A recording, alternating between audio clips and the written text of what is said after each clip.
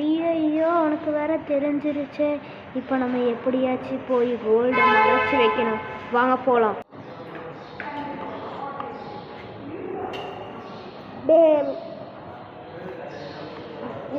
ஐயோ அவன் வேற வந்துட்டானே.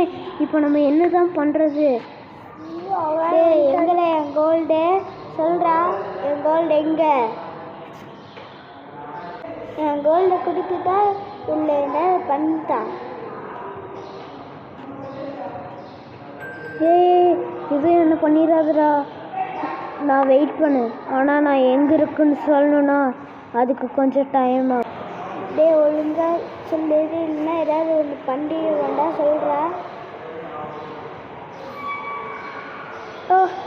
வலிக்குது. அங்கே தான் கோல்டு இருக்கு. போ, இங்கே தான் இருக்கு.